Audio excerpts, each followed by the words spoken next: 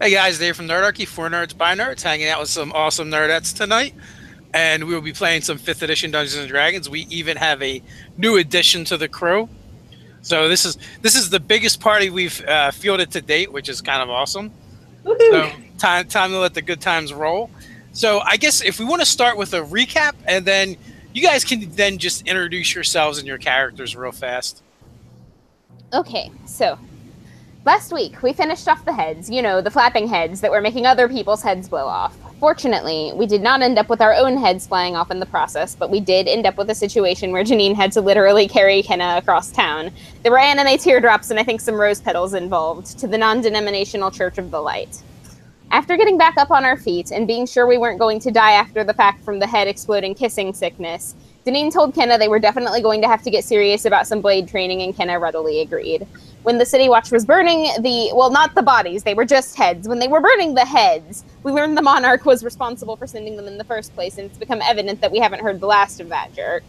Then, we found out Meglin went to go challenge the crones for Agnetha's memories, and they and he both disappeared. The prevailing theory right now is that they've taken him to the Feywild, but we're not remotely sure about that. And finally, we took our butts up to the lodge and had a game of hide-and-seek with the Pixies after seeking the Forest Guardian's counsel on how to deal with the Fey problem. Excellent. So I'm just going to go from right to left as I see you guys. So Sam, if you want to introduce yourself and your character. Of course, hi, I'm Sam. I'm playing Agnetha, the half-elf barbarian outlander. Megan? Kenna Hollythorn, halfling, bard of valor. And Jen? She introduced herself as Deneen. She's a wood elf thief. And our newest addition, Gina. I'm playing Erishan Perrycath. She is a tiefling paladin. I always have to stop myself because I'm going to call you guys by your characters' names instead. We're in game now. That's fun. What was that name? My name? Yeah. Erishan Perrycath. Ayrton? No, just Ayrton.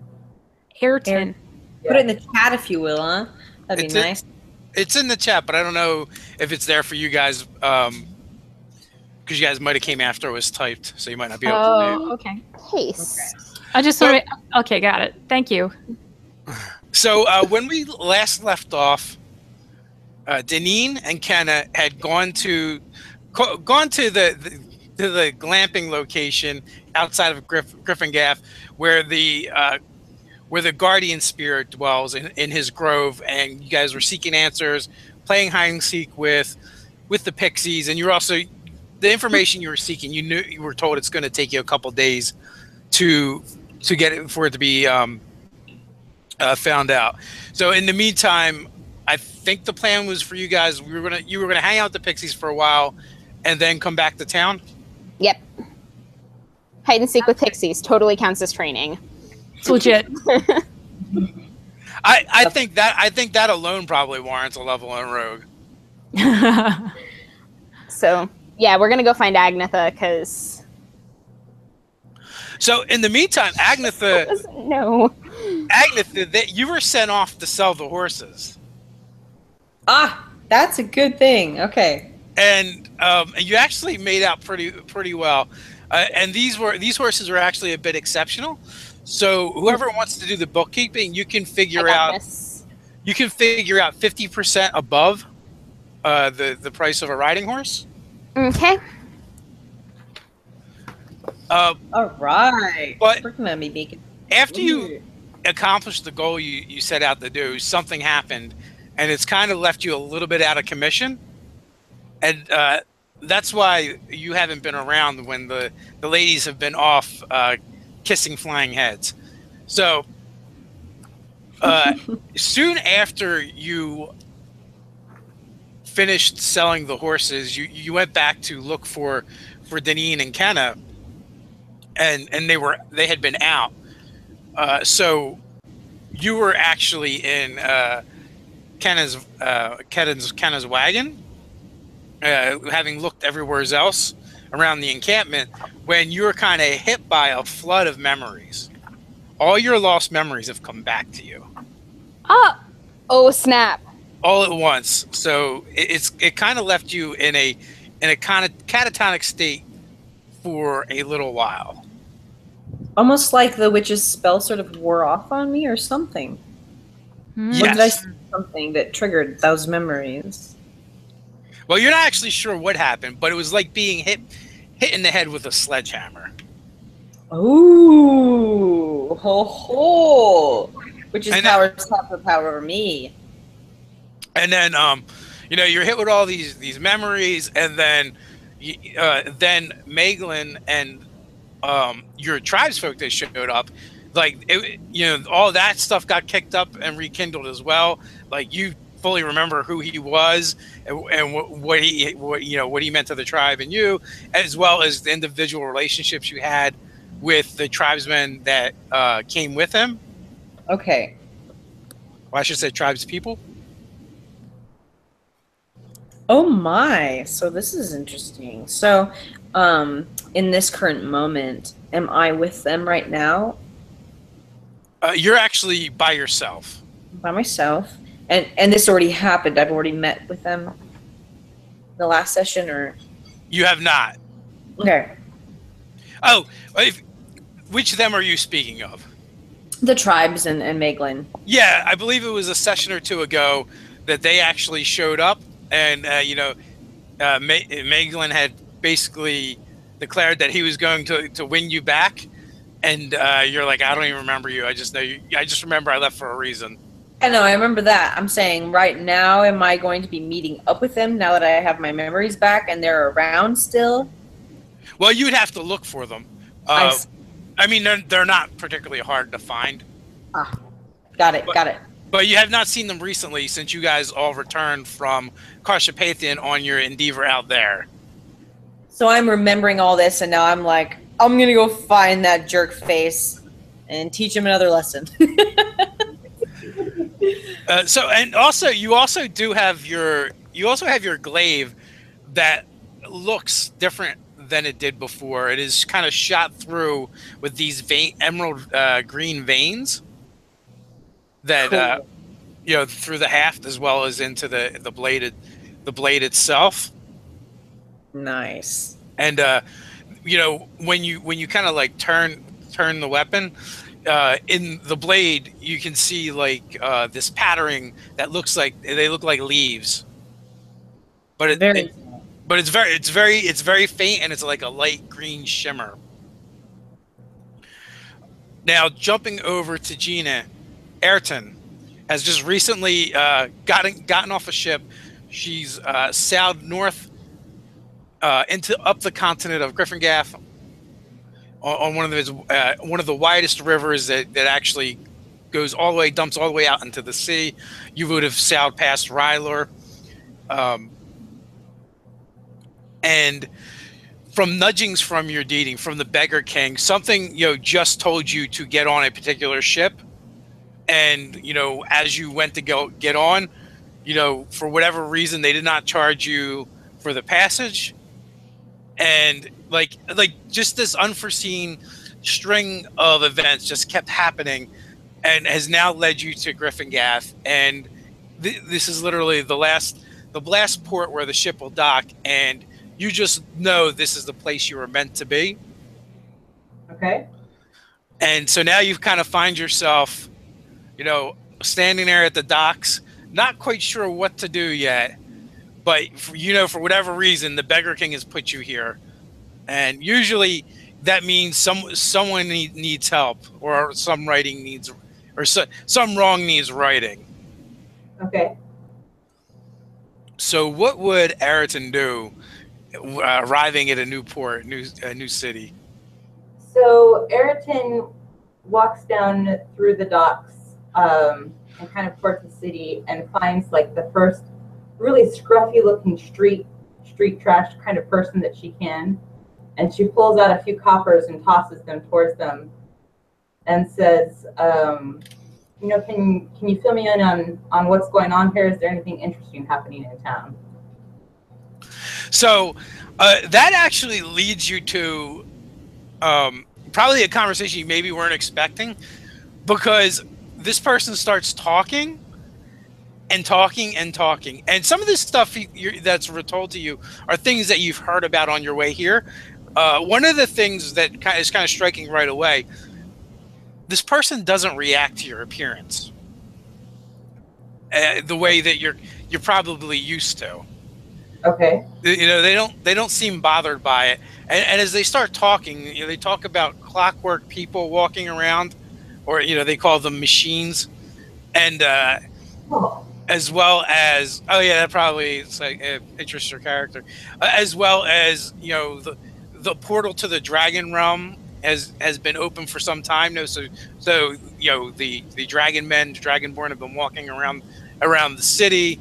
So you hear tale after tale about blood cultists that have been plaguing the city, and then you hear about, you know, people spontaneously bursting into lizard monsters within the city. So there's a lot of strange goings-ons that has happened in this town, and it seems really odd because the town is so far north. It is basically on the border of the wilderness, but because they've been able to successfully form alliances with Carshapathion, which is the Elven kingdom, and Crathan Gulch, which is the Dwarven kingdom, and now the dragon realm, they're able to import goods that aren't normally accessible. So it's kind of a bit of a boom town. And one of the things that you notice as you enter into the town is how much space there is between the outer walls and basically like the town proper, as if they're expecting to expand. Interesting. So as he's like going on and detailing all of the terrible things that are happening there, she kind of nods and she looks up to the skies and she does this. That's kind of an acknowledgement. Like, okay, I get it. Now I know why I'm here. And she'll give him a day's ration and then ask him to point her towards a church or something like that, if there's in town, or anything like that. So you can take a point of inspiration, and well, there's only really one church here, but it covers most of the bases, and that's the Church of the Light. And he kind of points to like the top of a hill, and you know, you can see an old style Gothic church, complete with, you know, cemetery behind it. Okay. I thank him and I pick up my tail and hold it over my arm and head that direction. Okay. So since it's your first appearance of your character, do you want to do a description? Oh, sure. That makes sense. So Kath is a relatively tallish tiefling. She's about 5'10" or so in her boots. She's very dark in coloring. She's got a dusty dark blue skin, dark red hair. She's wearing sealskin leathers that look very kind of mariner themed, like someone that you'd see on someone who was a sailor. And she has a bandana that keeps her hair off her face, an eye patch that's kind of slid up on her forehead that has a lens in the middle of it. And she's carrying this really kind of derelict, rusty, giant hammer. And you know, as you know, you're walking down the street, that hammer, it almost looks like it's snowing rust behind you. Yeah. So with that, you know, a brisk walk through the town, and you're able to take things in. And for one, it's a fairly nice town. Like there isn't any really dilapidated buildings. Everything seems to be clean and well kept.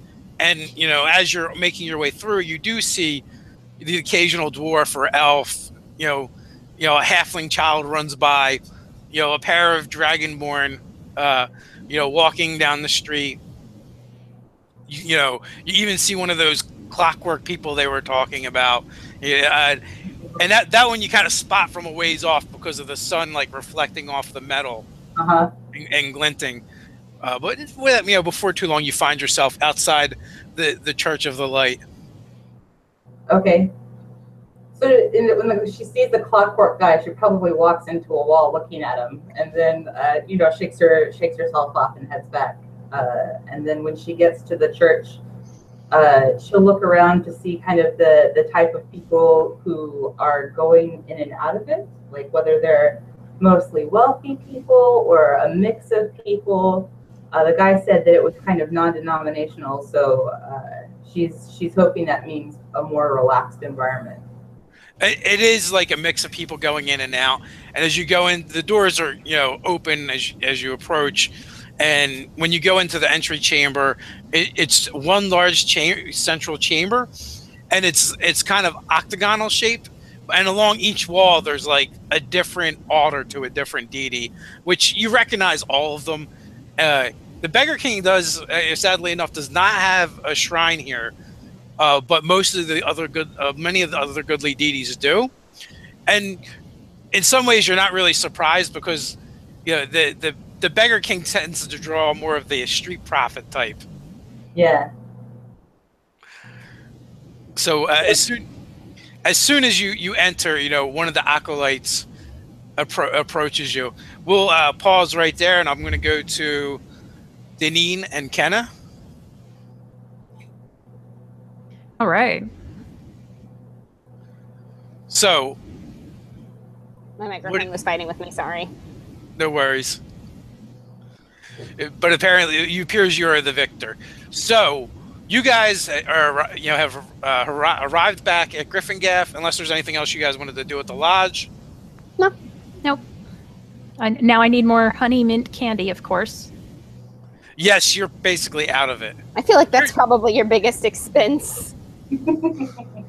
A little goes a long way, since each piece is just like one drop and a mint leaf. But We should figure still, out how to make that. it's pretty simple. You get waxed paper and yeah. Like, this is what we're talking about as we approach the town. Right. That's what. After we solve this bathhouse It's a new business idea. Clearly, this candy is a hit. So I think we should start manufacturing it and just start selling it.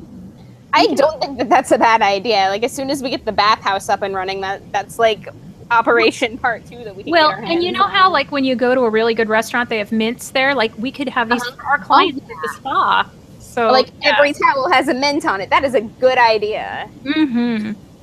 Plus, for the most part, everyone you've given it to hasn't had any money, so Well, it might attract the wrong clientele.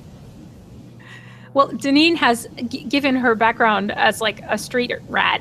She has no sense of whether this is like classy or not. She just knows it tastes good. You're going to attract pixies and frog monsters and street urchins. Kenna's okay with this. She'll talk to anybody.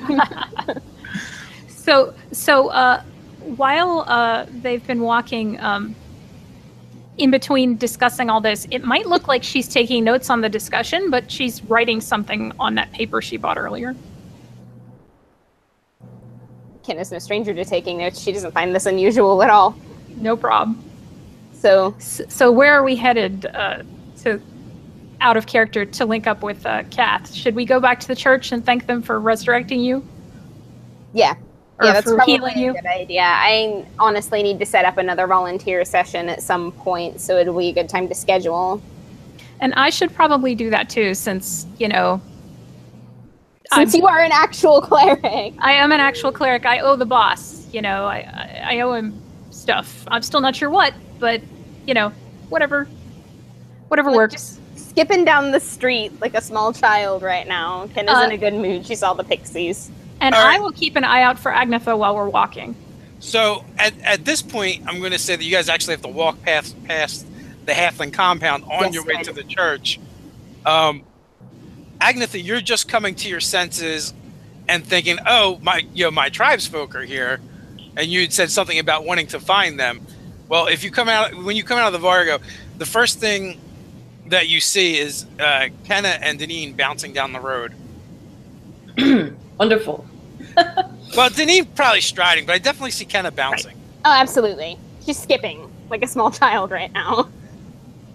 Agnetha is calmed by this because she's been a little infuriated after her recap in memory loss. So she's really happy to see her friends, and so she's gonna just sort of walk up to them and say hello and ask them what they've been up to and kind of touch bases with them. Right. Eventually, he's gonna, tell them what he remembers. Agatha, okay, this is kind of important. First question: Did any flying heads kiss you last night? Yeah, that is an important question. Yes. Just for the record. They're like disemboweled. Severed heads with wings. Yeah. Flapping ears. Yeah. Yeah, it's kind of important. I have a drawing of one right here, and she shows you her drawing. And Deneen actually sort of recoils a little from the drawing because, Agatha will laugh and be like, "I don't think so." Okay. Put that away. Doing. So, While we have a lot to fill you in on, walk with us. You're not gonna like some of this. all right. So that being said, when they say last night, as far as you recall, you were with them last night. oh. Last night. But wasn't he selling horses or something? No, that was like the night before. Oh, okay. What happened? What if people don't remember getting kissed by severed heads? We remember getting kissed by severed heads. Yeah, but what if it didn't work on us? And let me see your neck. And Deneen will just go right over there to try and look under Agnetha's hair to look for those like black veins. These are my friends. She feels violated and distraught. Yeah, but Deneen has fast hands, so she's really quick about it. No, the fact that you're trying to tell me I don't remember something, I'm like, no. Okay.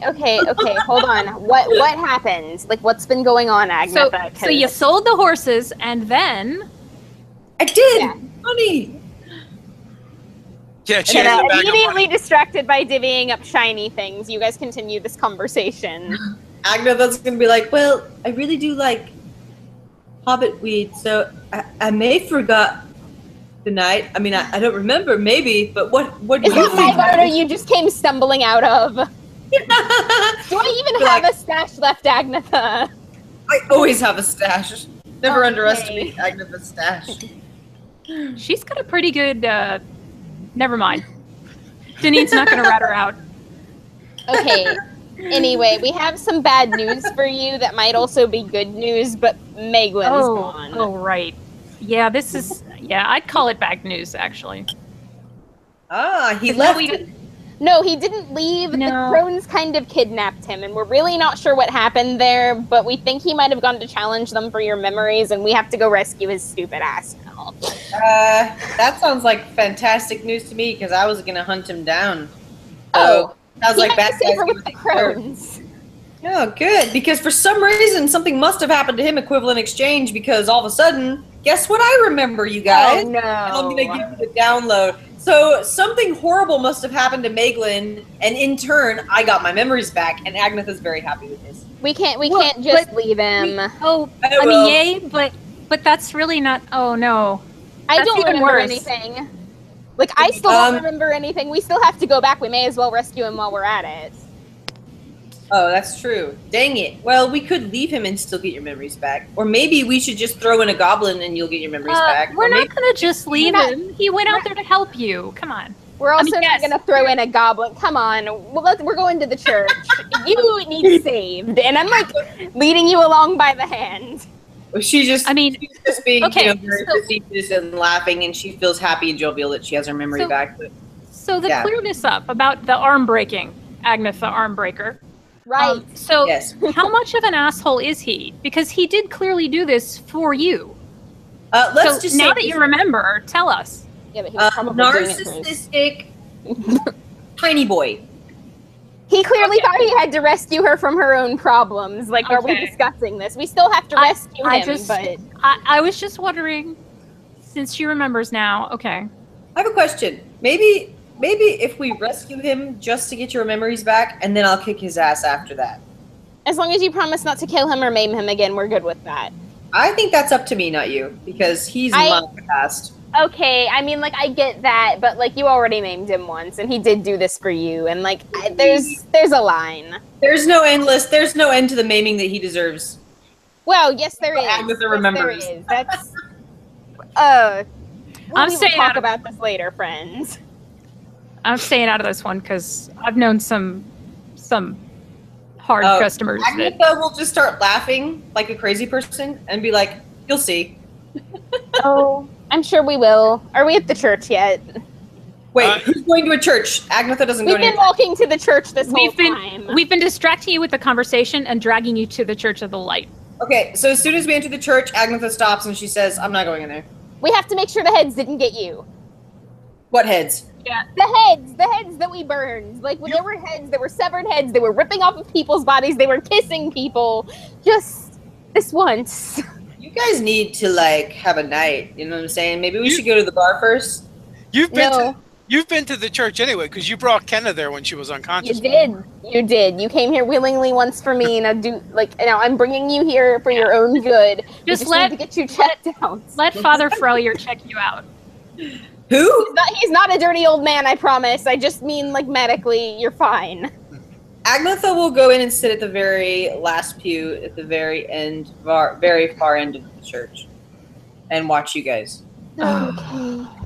We could drag him over here. Agatha has her memories back now, so she's not a confused, lost little person that needs to go into churches. She's going to go and sit very back. I don't know. She seems the same to me, so... I mean, yes. We'll see about that. Well, then, while we're walking...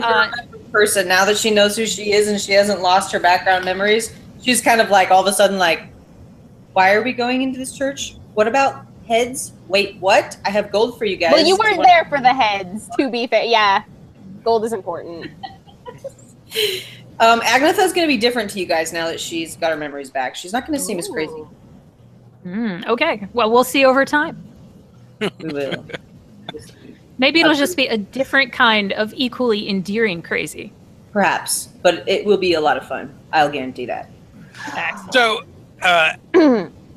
as Ayrton is like, kind of like checking out the church, inspecting it, looking at the different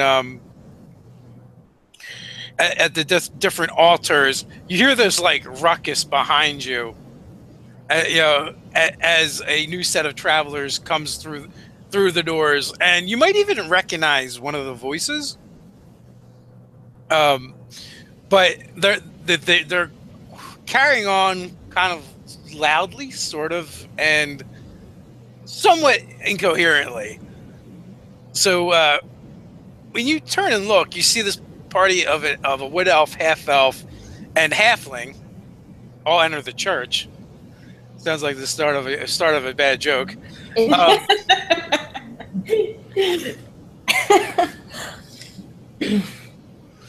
But you've spent some time in Ryler before, and I don't know if you would recognize Deneen or not, but she's probably going to recognize you. Okay. Well, we were just talking about that. Would that work or not, Gina? What do you think? Sure, it'd work. Okay, so maybe a decade then? Yeah. Okay, sounds good.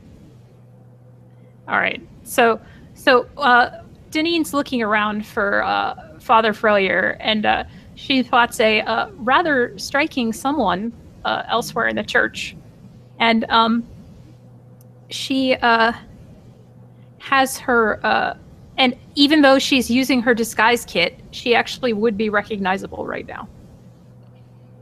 Okay, so... But then again, dark-haired, brown-skinned wood elves, from a distance, it's up to you. But Deneen does kind of like pause a little, and just there's a little hitch in her step as she recognizes Ayrton. Catherine gets up and slides the eye patch over her eye, and then this really slow building evil grin comes on her face. And she just kind of kicks back her feet and looks at you and waggles her eyebrows. Oh, and Deneen says, and she just says to Kenna with no context, "This is going to be interesting." I will get my notepad out. No. So let's. It's there's no escaping. So Deneen will adopt a friendly expression and walk over and say, "Kath, hey, been a while." Yeah, it has. And been a mile. What are you doing down here? Well, you know, the boss said that maybe there was something up here that would be interesting. The boss, huh? Oh, yeah. Totally. Never mind. But anyways, I heard that good things or strange things or bad things or horrible things were happening here. And any mark of that is fine with me. All of the above, I say, leaning around Deneen. So she kind of quirks her head over and goes, "Hello." Hi. Oh, sorry. This is my friend Kenna, and my name is Deneen. She says with a little extra emphasis. Of course, I remember that. Right. So, this boss, which gang are you running with now? Just for reference. Nothing like that. Nothing like that. It's not Cyrune, right? No. Oh my gosh, you knew what was coming. But no, I'm kind of a paladin now. That's good because Cyrune's on our list of things. Really? Yeah. Huh. Well, I would like to be the first to inform you that I have gone totally legit. For real. We're in the back house business. No, that's what? That sounds terrible. No, it's awesome. We're opening a spot. It's going to be great. And we give away candies at the door. Business, and I was like, well, I know what kind of backpack Deneen would probably make. Not that kind of bathhouse. Oh, a bath. No. Okay. Not a cat house, a bathhouse. This is going to be a classy joint. Real classy. Really We'll classy. see. We'll just see how it evolves, you know. Oh. It'll be an ostensibly classy joint. Or it devolves, as the case may be. Or we shouldn't talk about this in a church. How's that? No. Okay. Anyway, this is Agnetha, Armbreaker. She's only a few rows away, so that's very You're convenient. sitting in the back, piecing. She's like, I refuse to get too close to the podium. Sorry. She thinks she'll burst into flames, but it's not gonna happen. Kath, It will happen. I hope you don't mind. We got to get Agnetha back there checked because her head might explode and fly around and try and kiss people. It's complicated. My watch? What? I don't even know about these heads. Your problem, Missy. Okay, You're the they're one all who's dead now. We just have to make sure that you're not gonna turn into one. Oh. Trust no one's neck. Nobody. Trust no one's neck. Okay. I'll Okay. remember that. So I got to find Father Frelier because this needs addressing.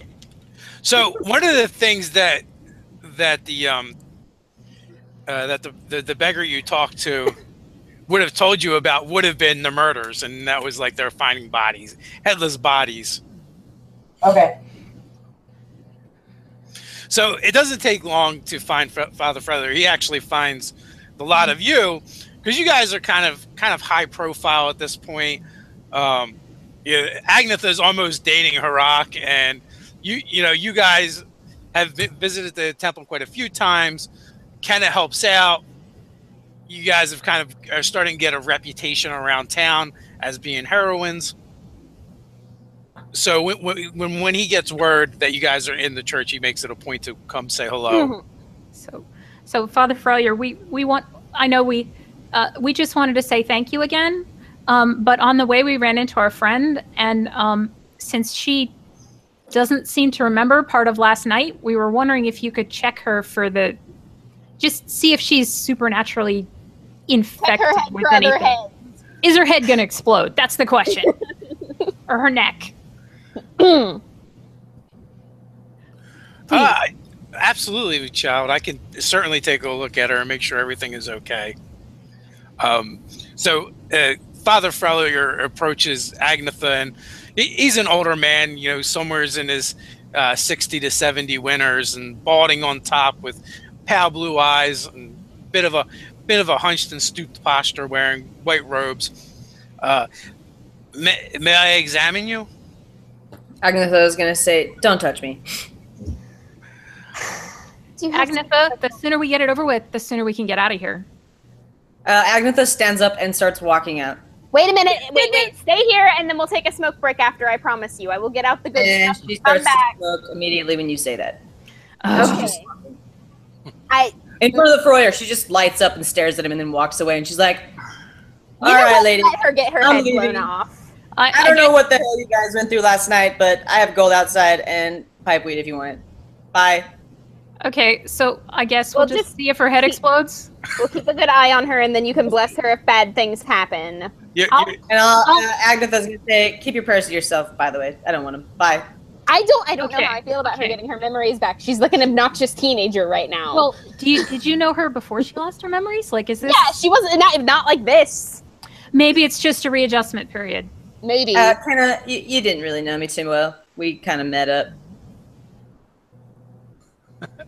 Didn't really know you too well. All right, if that's how you want to play it. Like, I haven't forgotten that night.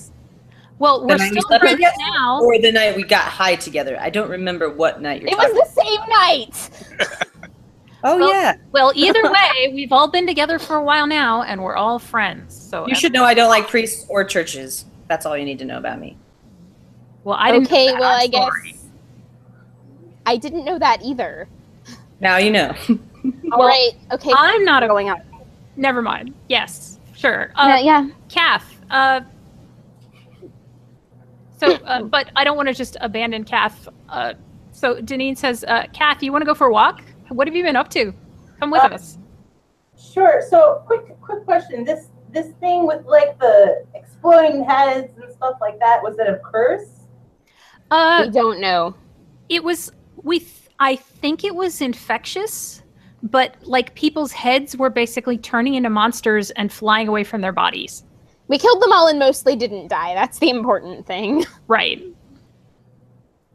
Okay. We're kind of busybodies.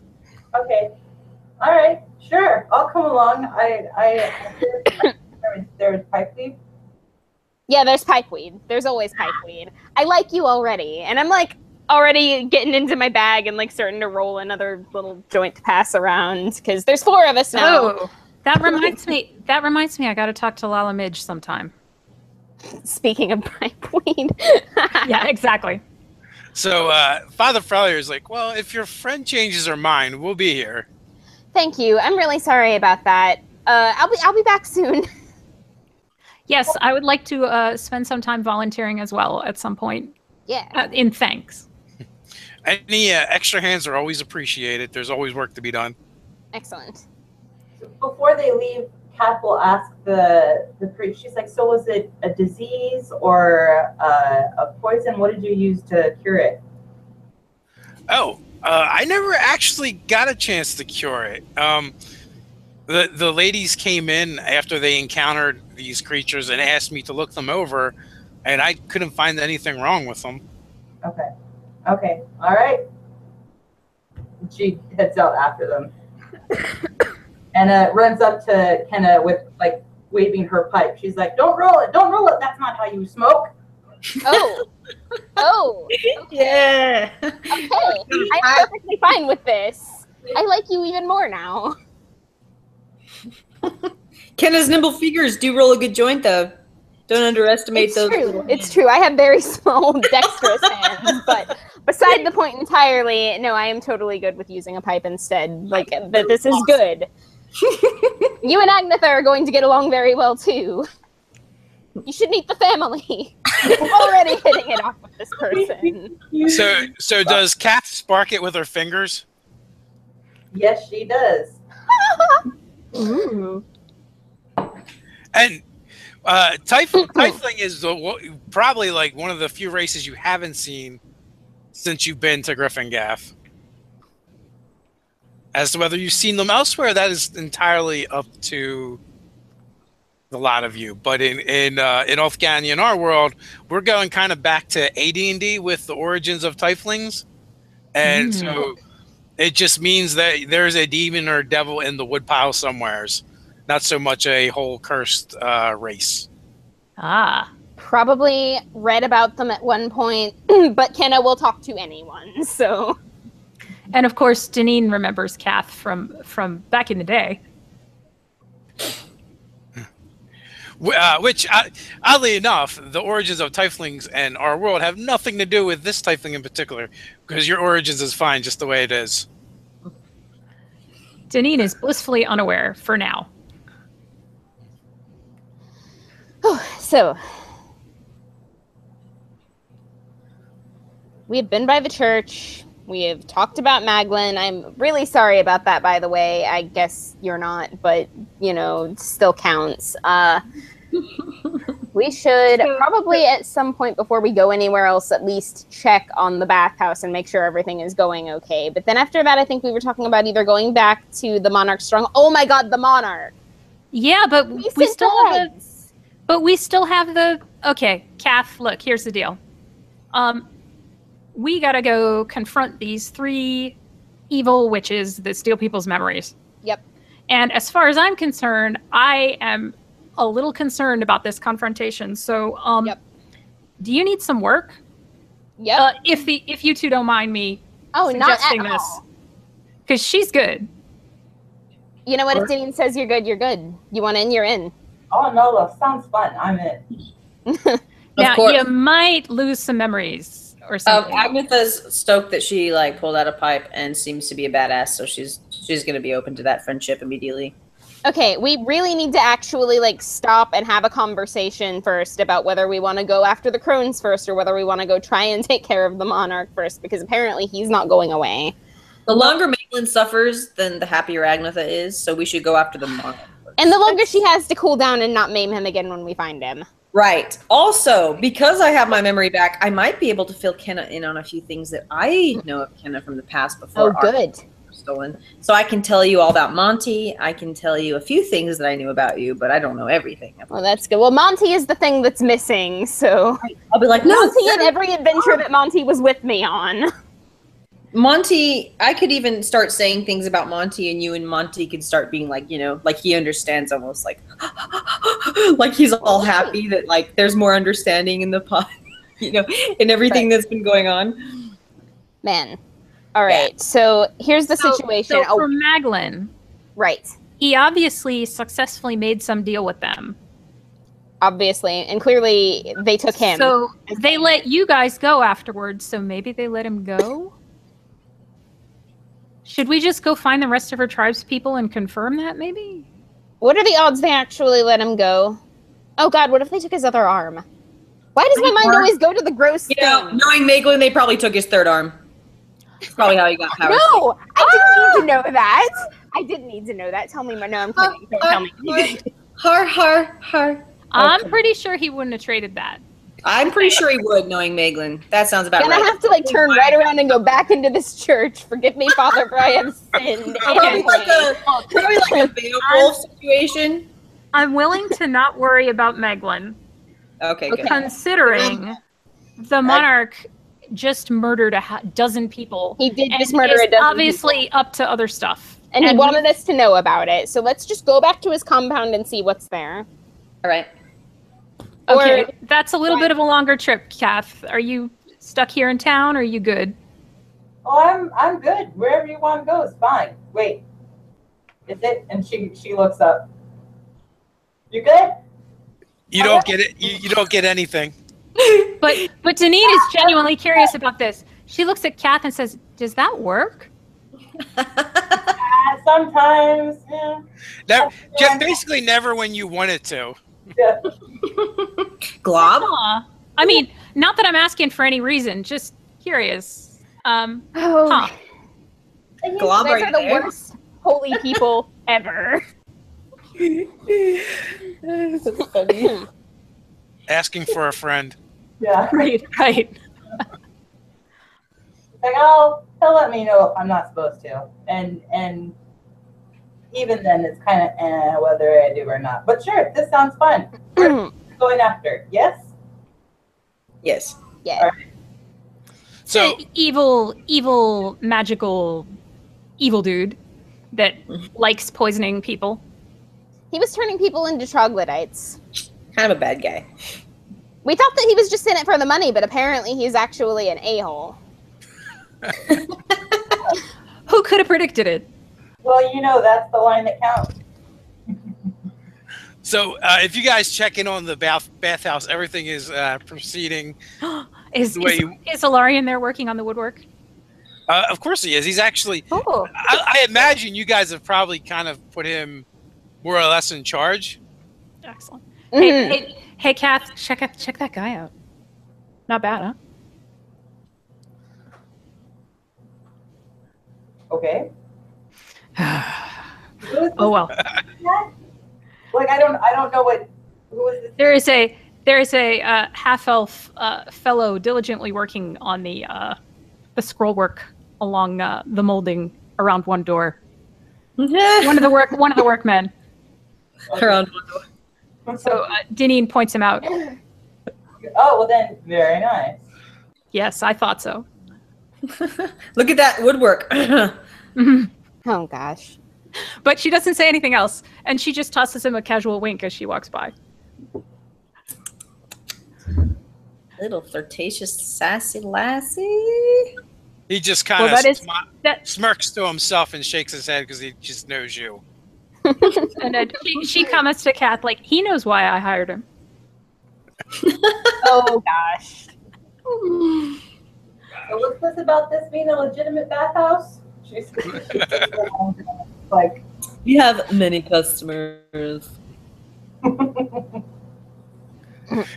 And there's also a bunch of other work people working. There's actually an ogre too that's toiling away, moving heavy things back and forth. Aw. Troll. Hey, troll. Apparently, Lala Midge has loaned out Troll to the effort. Those, As most of the halfling compound, most of the heavy lifting stuff has been completed at this point. excellent. Honey candy for you, troll. Here you go. He takes it thankfully, but he kind of like wistfully looks at Kenna. You tell Lala Midge that I said it was okay after you get done here. But we actually got something we got to get going doing. I think he wants Oh. little rollies. I know. That's exactly what I'm talking about. Okay, speaking of having to go do something, Dineen gets a more serious expression on her face, and she goes to take that workman aside to tell him something. okay. Which is, namely, obviously, that we are leaving town for undetermined amount of time. Again. But she explains that it's the guy that was behind all these murders in town, and she wants him stopped. So, he's no stranger to that look in your eyes, so he doesn't even bother to try talking you out of it. He's got that same resigned look. He's just come back to me again. Yes. Here, just keep this just in case, okay? And she takes that sheaf of papers that she was taking notes on and gives it to him.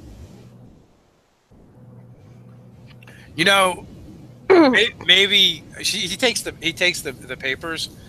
He's like, you know what? Maybe it's time, and since maybe it's time for you to take a little piece of me with you. It's a little thing's a little young to come on the road. No, that I would have to agree with that, and for other reasons, I would also not let Thing go outside of the city walls. Oh, exactly, but what do you mean?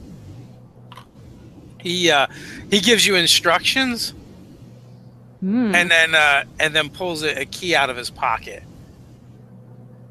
And A key for me? How unnecessary. yeah, I suppose so. But just take what's in there. You'll know what it is when you see it. Oh, sure, honey. And that you can read those papers. I think you'll actually like them. So he takes them and he tucks them away. As soon as I get a chance, I will. But work first. Well, thank you. And so he's also been like the eyes and ears for you guys on the job site as well to keep everything on the up and up. And he's not exactly been doing the general contracting work, but working closely with the person that would be doing that. Which is probably part of why Dineen is pretending that she's not, like, totally married to this dude. So if you stop by where you guys are staying and you follow those instructions, you find that that case you had seen before you had left Ryler, and that pearlescent gleaming bow of white wood is there. So as soon as Deneen sees the case, she remembers it, and she instead of being happy about it, she kind of grimaces because somehow this means that it's serious business, you know? So, but she'll open it, and she does use the key. It's a little more respectful that way. And she opens it and takes the moonbow out and sort of weighs it in her hands. Yeah, so it just feels good. You can just feel it thrumming with power. So she'll try sighting with it. Like, I'm going to have to get used to this, but... It kind of like, you gave the archery lessons, right? Oh, yeah. Yeah. So, like, those kind of come flooding back to you. And, you know, all the good times and all the good memories. For now, you can just write down Oathbow. Oh, I know what that is.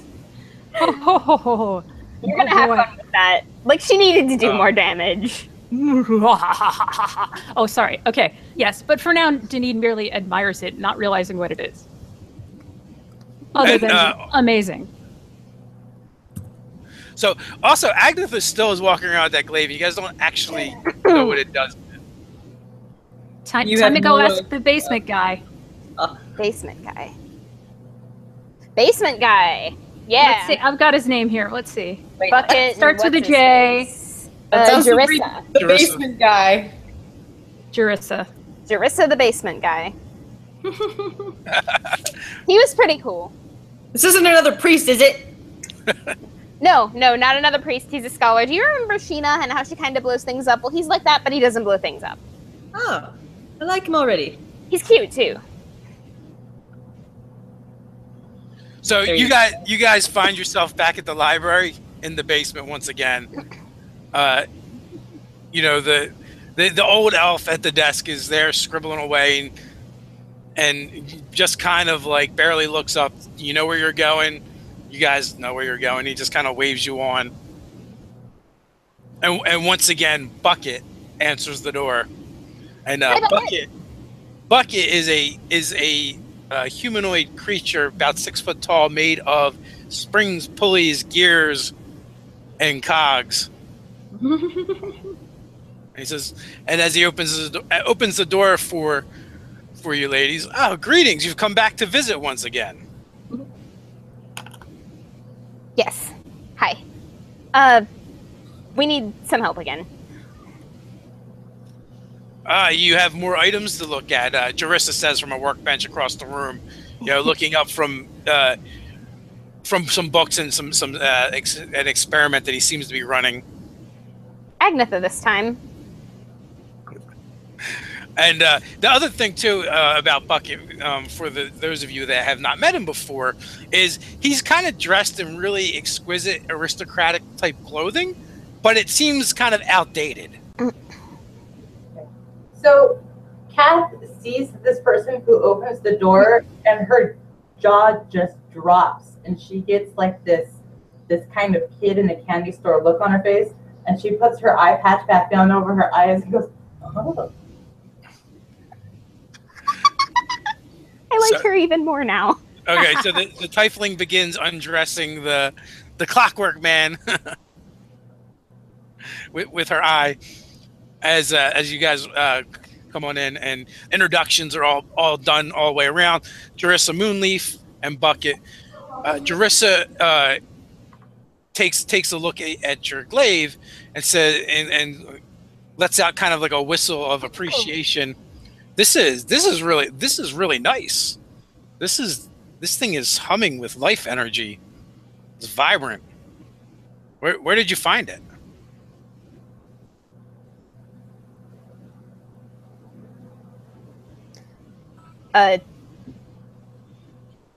Well, she didn't find it. It was kind of... It happened. During a fight, we think maybe it absorbed some magic from something we had to fight. Interesting. They were goblins, sort of, but plants. It was very strange.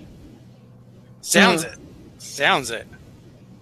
So, you know, he's like kind of like, you know, begins running his hands or you know, over the length of the weapon and muttering arcane words.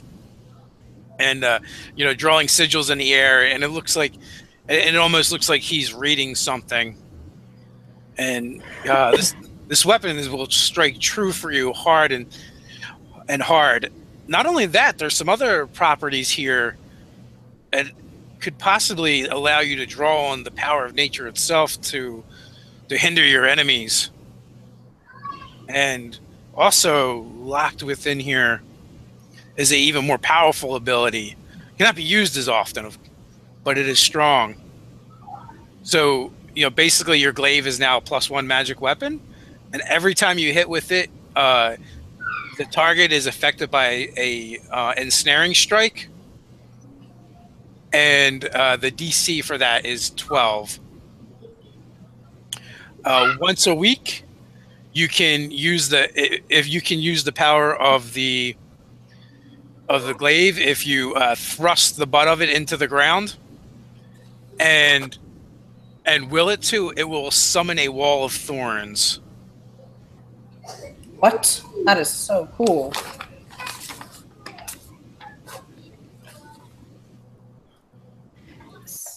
So do I get a sense from having held this bow that I'll be able to figure out what it does, or do I feel like I've got to get him to look at it? Because Denine's a little hesitant here because it's tied to her husband's curse or whatever it is. Like, she's almost afraid to reveal it to people. So there's probably there was actually a note in the case with it. Ah, excellent. Okay. To Denine. Okay. Well then, she will definitely read that and figure it out and keep it in her breast pocket because it's from Alarian.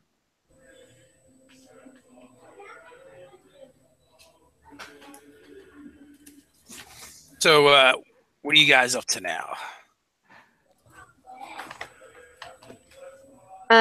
Giving the library bribe for the identify before I forget to do that.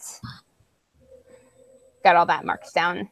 As long as, just for the record, nobody cares if I take that from the party stash because we did that last time. No, that's good. Okay. Because it even though it's her weapon, it benefits everybody. So it does.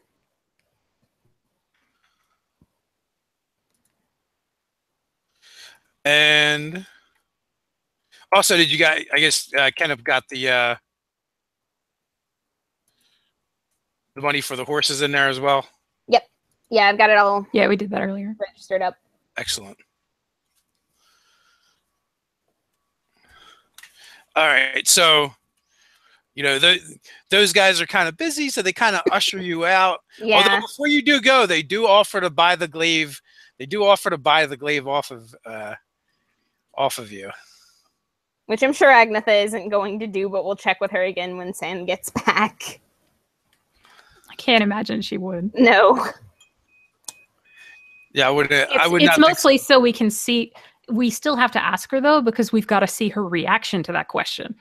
Yeah. Well, and that seems to be the thing too. Every time you presented him something to identify, he always tries to buy it from you. That's probably for the better. Someday we're going to run into something that it's not going to be easy to sell off to somebody else, and we can just sell it to him. Excellent. So, I've got this guy in my... Actually, let me check the amount of stuff that I've been looking for a fence for and make sure that I don't have anything that he would want. No, none of that is magic. Never mind. So, with that, what is the plan now? Where are you guys headed? I think the plan is either to go to Rylor and find out where that crate came from, or go to the Monarch's mansion and... loot the joint. Check out what else he's left in that place for investigation purposes. I guarantee you that anybody like him has secret doors and traps and all that. So fun stuff? Yeah, exactly. Man, every time there's a poison trap, I am always the one that gets blasted. She'll elbow toward Kath and say fun stuff, right, Kath?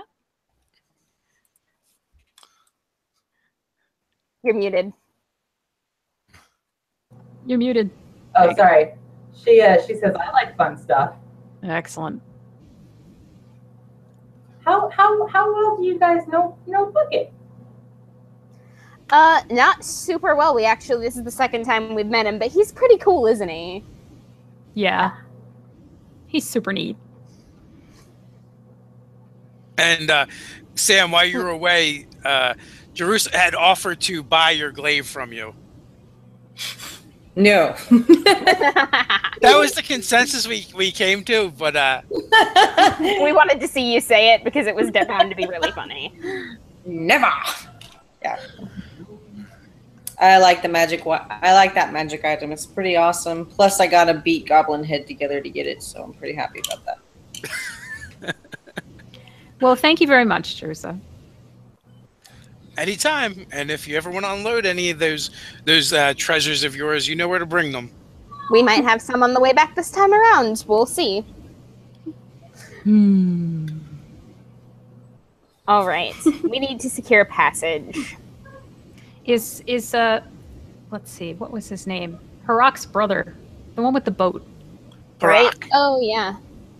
I also need to make sure that Ralamage knows I'm going, so I'll send a message. I should stop by in person. We don't have to play it just as long as it's on record that it happened, because I always check in with her before I leave.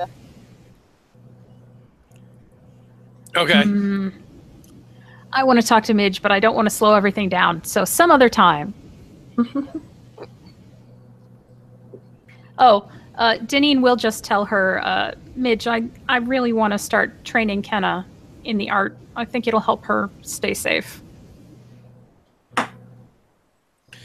Well, I wish it wasn't so, but no matter what I say, that girl is going to do what she wants to anyway. Her head is hard as a brick. Okay. Which is why I'm talking to you about it.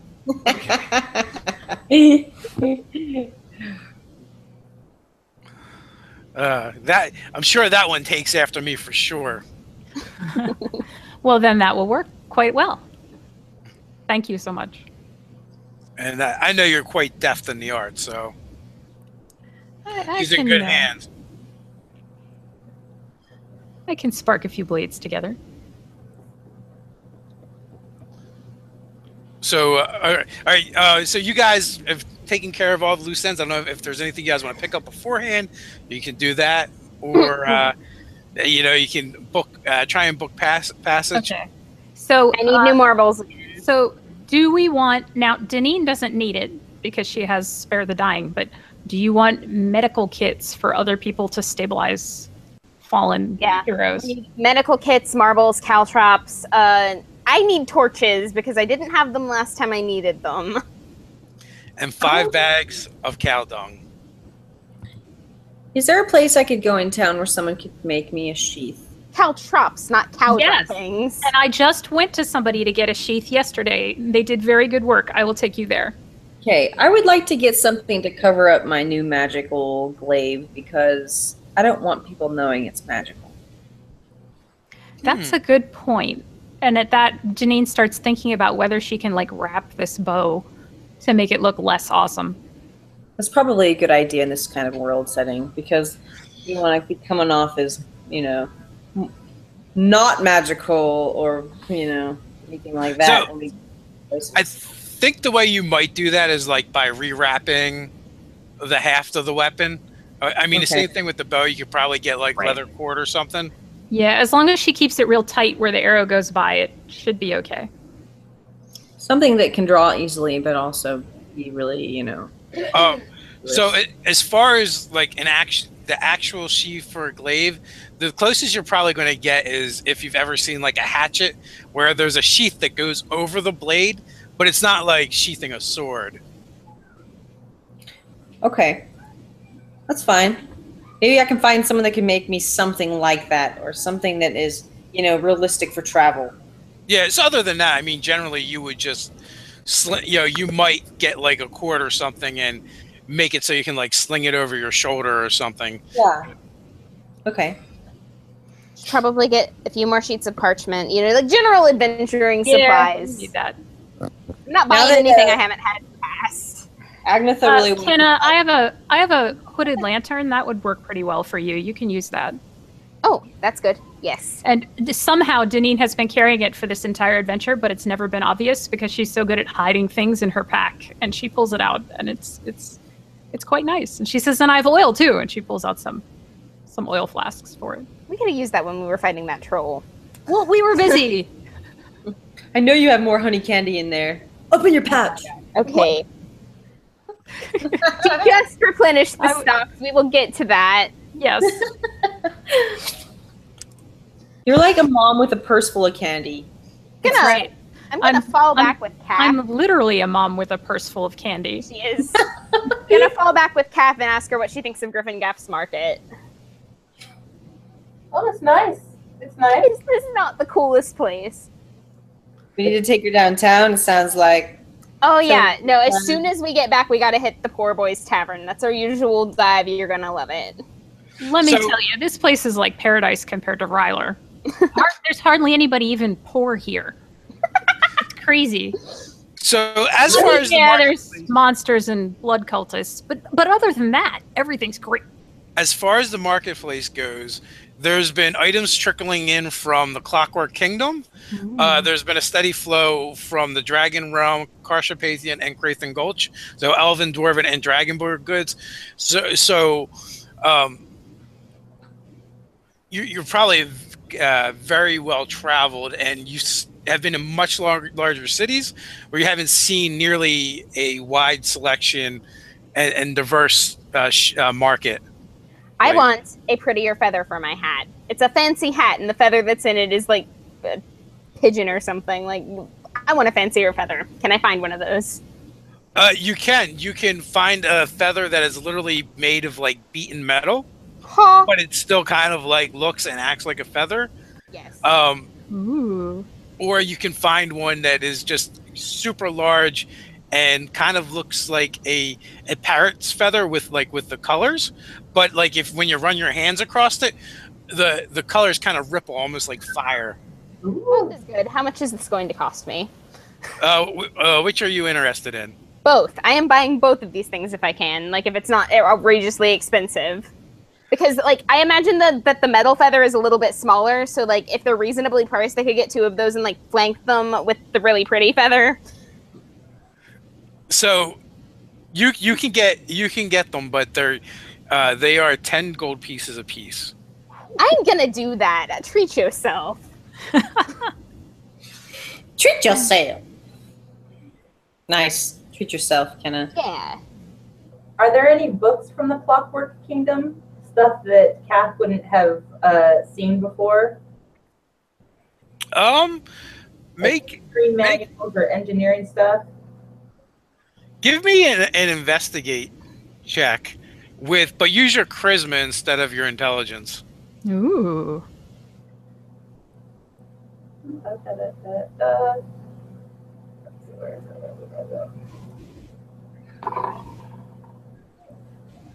21. 21. Oh yeah. So you actually have to talk to a bunch of different people, and it takes a little while, and you feel like most of what you had to do in order to find what you're looking for was actually kind of like earn the trust of the people you're talking to. So you find one particular vendor, a young man seems to be a tinker, and what he's actually what he's selling isn't books at all. But it's different, like tinker tools and toys and contraptions. And what he offers to sell you is a copy of a book that he has. He shows you the actual book, and which is actually very ornate. It actually has a metal binding, and the covers are metal. And there's actually like a gear sequence that he actually has to go through in order to get the book to unlock and open. And the pages are actually of a really fine beaten metal, and it almost looks like each one was etched and not so much as written upon. And he's like, he's like, this to me is priceless. And I don't even know why I'm showing it to you. I just feel like I've connected with you. And I listened to you talk, and you seem to have a true love and passion for the craft. So I figured I would share it with you and show you. I can give you a copy of this. So Kath, has her eye patch down and she's examining the mechanisms, and she says, "I've never seen designs like this before." And she talks about how it's kind of similar to this thing from this area, but it has like these key differences. And she's all over Homer Simpson drooling this thing, and says, "I'll take the copy. Thank you. That's incredibly generous of you to share. I'll take that. Yeah, the copy. Yeah, the copy. Yep, want the copy." And she's still like thumbing through it. So from underneath of his card, he pulls out a leather-bound book. It's a nice book and it looks fairly new, and slides it across to you for 5 gold pieces. Sweet. She hands over the money. And so come back sometime, and perhaps we can discuss tinkering. So I'd love to. I will. So Orzon is my name. Okay. She reaches out a hand and says, "Kath." Pleased to meet you. I just go by Orzon the Tinker. There's not many tinkerers around here. With the portal to the Clockwork Kingdom right here in the city, there's not a lot of tinkerers. Kath, that might be a little secret. I'm not sure. Oh. And then she looks at Orzon and winks. She's like, "You didn't hear that." I mean, he probably knows about it, but just by the way. There's a portal? Ah. Oh no. I was wondering where they were all coming from. He kind of looks a little sheepish. He's like, they've caught me trying to inspect them a couple of times. I don't mean any harm. They're just fascinating. Right. And she goes into the, like, "Have you noticed this thing about how they had this thing here?" And changes back and forth about it a little bit more. Yeah, the exchange goes on for a while. I suspect at some point your companions are going to be like nudging you and kind of like, "Come on." I just wanted on record that Kenna does not do that. She has no idea what they're talking about, doesn't understand a word of it, but she absolutely loves Kak's enthusiasm. Like, it doesn't matter that I don't understand what you're talking about. You love it, and that is enough for me. And Deneen has been sitting here listening to all this with a sort of bemused expression, other than the portal part. But eventually, she does say, "I got to go buy some stuff." All right. So she'll say goodbye, and as they're walking away, she nudges to me. She says, "Where's the candy? You had candy before." Here. So she'll give Kath one. It's between 2 little sheets of wax paper. It's like a drop of honey that's been crystallized on a mint leaf. And she'll give you that. She says, "Give this a shot. Just peel the paper. It's really good." Woo!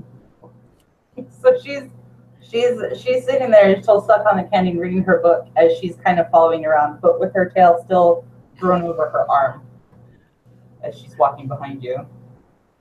Excellent. So Deneen will go get just boring things like caltrops and ball bearings and extra string and tools of the I need trade. that stuff too. Tools of the trade. Except I don't get ball bearings. I get colorful marbles, like from a toy store. Colorful marbles are easier to see and don't work as well, Kenna.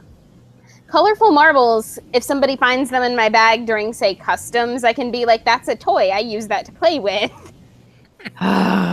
Okay, you could probably sell and that. Besides, I'm a bard. I am flashy.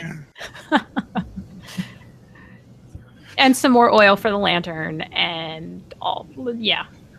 So my caltrops are jacks. And more arrows because I'm going to be using this bow.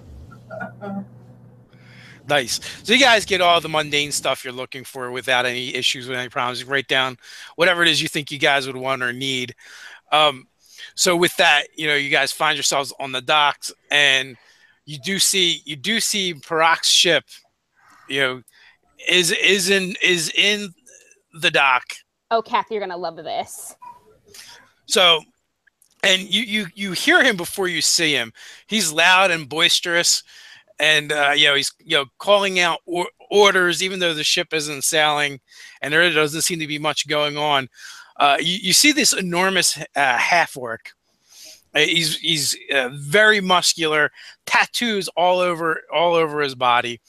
He's got a bit of a underbite with his tusks. They're more like tusks than teeth sticking out, and tattoos cover him from head to toe. He's wearing, basically a pair of like MC Hammer pants, and that's it. He's got an enormous belly, and every once in a while he'll punctuate his sentences by slapping his belly. And like in mid order, he kind of like dies off as he sees the four of you, standing at the dock at the gangway, and motions for you guys to come aboard. Hello, Parak. Ahoy, Captain. Well, greetings, ladies. This is Kat. She's I'm our new gonna friend. sit She back likes there and awkward just- things. Hold your hands. So one of the things you notice is the ship has no sails and no oars. Mm-hmm. And it's kind of looks like a barge, and is kind of plain. And Kenna, what is your passive perception? 22. Okay, so you guys begin conversing with Parak. So what is it I can do for you lasses? The last time I seen you, you needed to ride south towards Ryler. You heading back to that dump? I don't think so this time. I believe in this particular instance, we need to go northways, yes? I check with you guys to make sure that I have the direction right. I don't actually know out of character. But Monarch's Manor was northways. But I'm like 98% sure.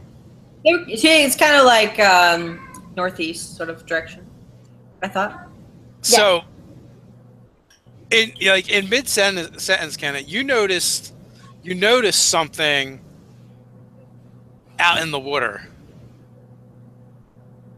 and I trail off in mid sentence and walk over there. so it looks like there's a big rock that's kind of like in the middle of the river. And you guys been here enough. There's no rocks in the middle of the river. What is that? And like as you do that, the rock kind of sinks. Huh. And you can see like the ripples in the water. And lean over to get a better look. And Parak kind of like he follows your gaze, and when you're pointing to him, he goes, "Oh, not again."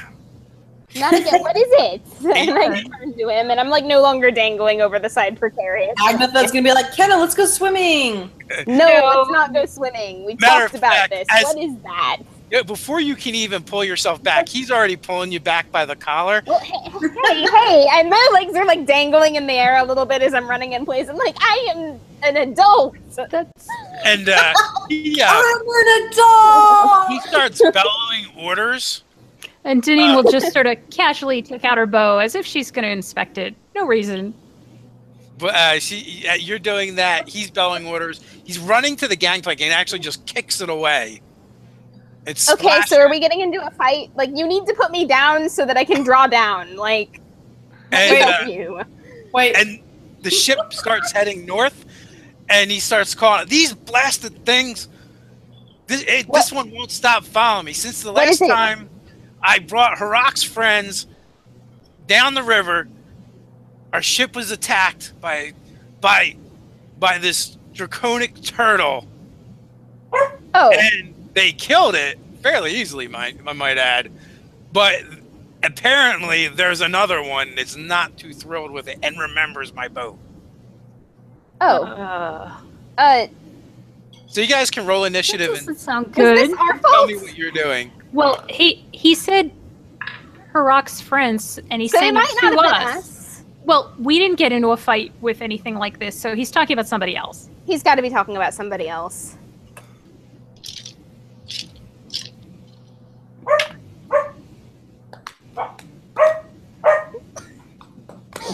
Nice. 2. Woo! Paladin, are you like a shy paladin? No, I am a super klutzy paladin. I love it. Wait, did you Oh say my you're god, ready? do you carry your tail over your arm so you don't trip on it? You're like klutzy times 3 then. Oh no, I bet you're right. I love it so much. You and I, hey, since we're the barbarian and the paladin and we're both redheads, we'll be the ginger snaps of the team. I love it. The ginger snaps of the team. That's great. Ginger honey candy. And then she gives Kenna a significant look. Yeah. That'd be yummy. Last breath in my hand, breathing on it. Let's go.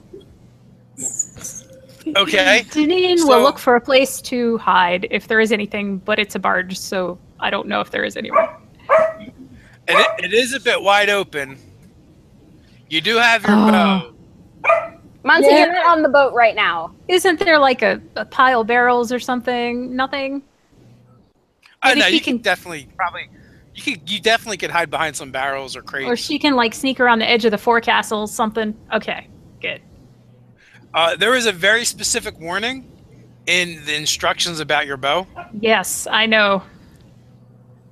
About not using it in a fight that you don't think you're going to be able to Which finish. means she's not going to be, yes, exactly.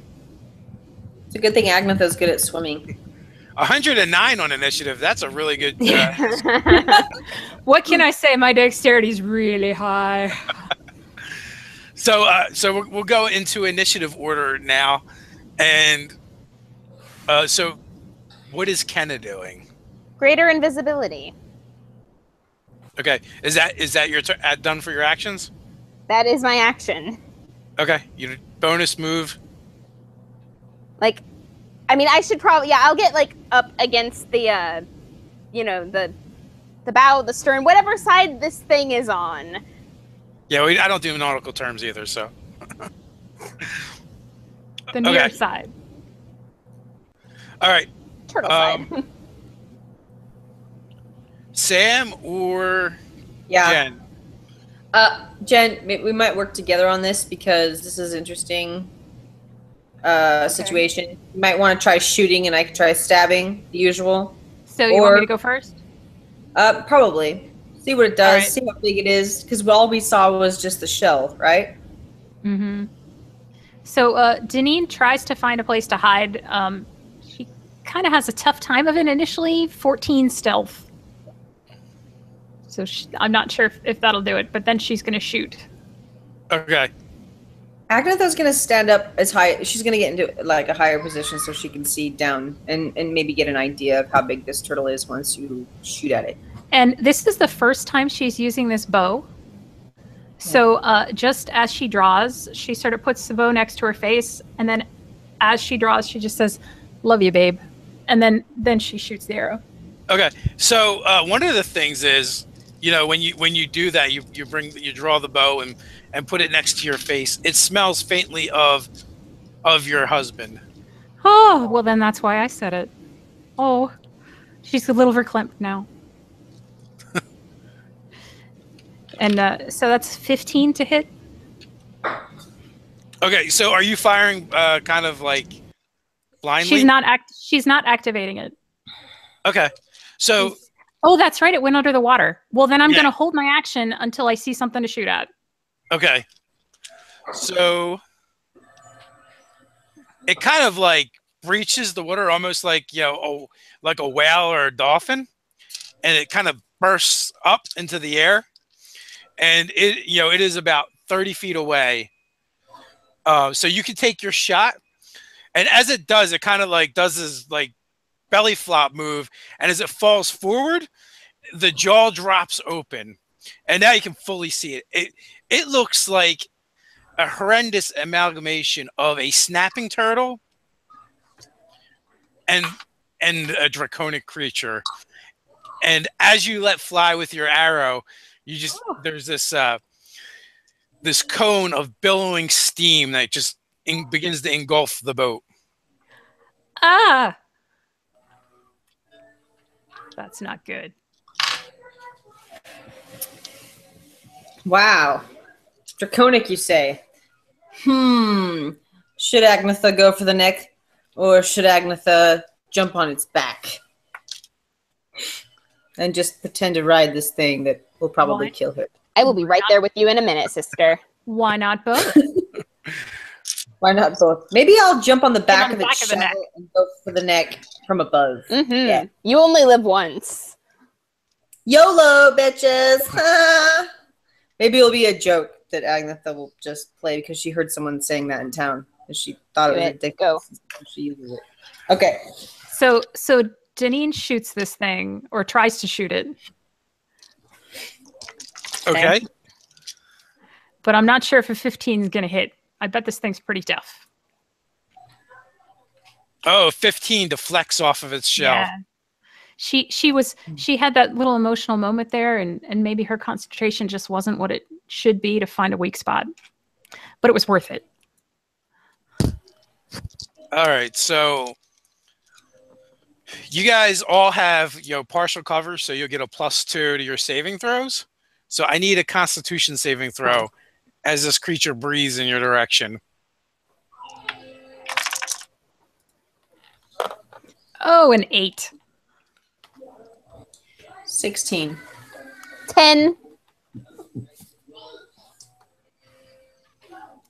I gotta remember to bless us at the beginning of fights. Ugh! Making an exaggerated gagging sound. Man, you need one of Deneen's breath mints. Honey, it's good I'm for not choking to death instead.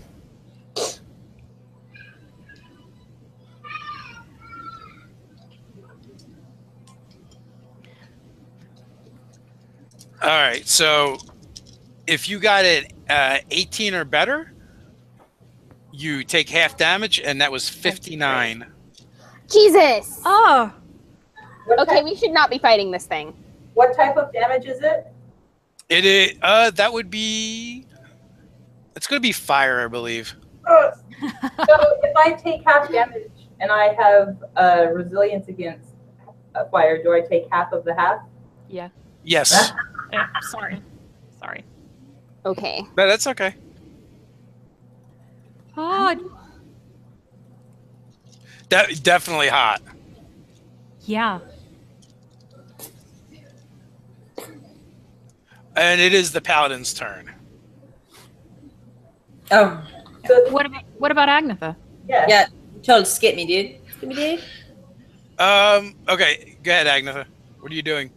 Well, she's going to, I guess since she's on the high ground, she's going to jump down onto the shell and go for the neck.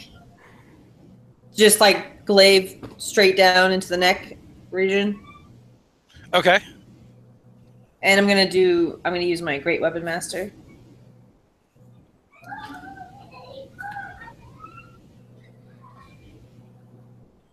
Okay, so it was only a 7, so that sucks. 7 is not going to do it. And give me a athletics check. Okay.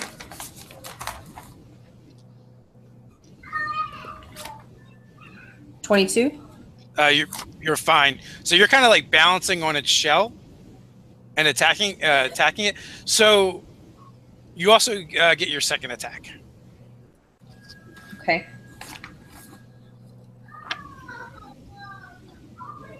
Woo!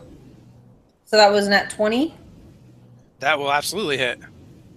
All right. And then that was an 11 to damage. Okay. Oh, wait. So that would be 21 to damage, right?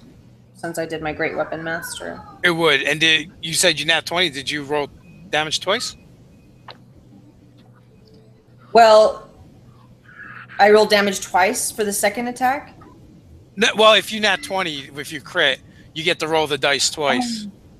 That's right. Thank you very much for reminding me of that. And so also, I roll my damage. You also have Right. Savage Attacker, so you could actually roll 2 sets and take the better. I did do that already. Okay. Okay, so that would be 14. Okay. Plus my, is it, okay, so yeah. So 14. Okay. So, all right. Did you rage? Because you did not say that you did. Yes, I'm raging. If I'm gonna use my Great Weapon Master, it's an automatic rage, I believe. Unless I guess I have to mention that, so I apologize. No worries.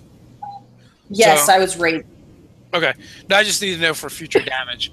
So now, so now you're kind of like balanced on the dragon turtle's back. Are you just gonna try and hang there?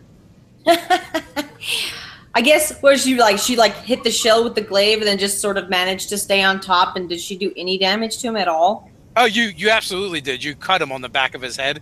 Okay. Okay, so I got his head, missed the neck. Maybe that's what we'll say. And yeah, so you're kind of surfing at this point. Yeah, that's what I imagine. She's sort of on his shell, just like, oh shit! Yeah. Good try.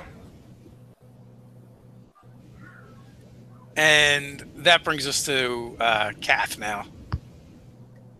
All right, so she kind of tries to step around behind it so that she maybe wouldn't be in the path of another breath attack if he uses it. And then she hauls off and swings with her gloriously rusty hammer for 18. The head. 18 does not quite do it. Oh man, so I'll try again. So it like bounces off of his shell, and at this point he's got like his claws, like, you know, grabbing the back of the barge, trying to swamp it.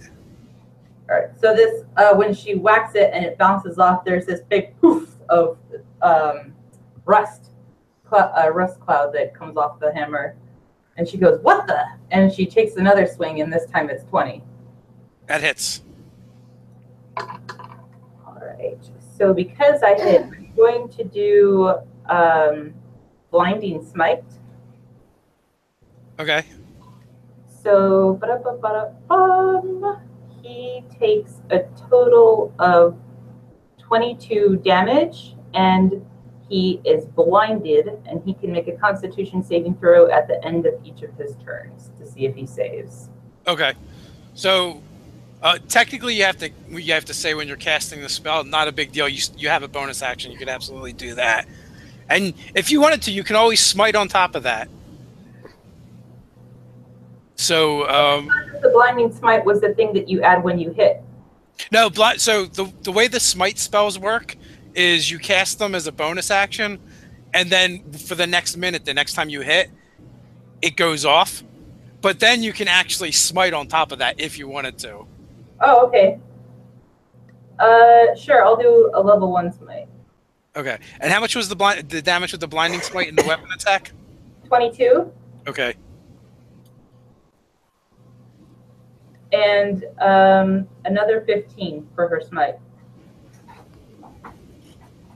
Excellent. So you smack into it. You smack into its snout. You said you're kind of like sidestepping to make it have to like pick and choose. Yeah. So she walked around behind it. So if he wants to breath weapon her, he's going to have to turn around away from the other people. Okay. Well, so the setup, since it's theater of mind, is it's kind of like hanging onto the back of the boat, like trying to swamp it, and the boat is in the middle of the river at this point. Gotcha. So she steps to one side. Then yeah. That will absolutely work.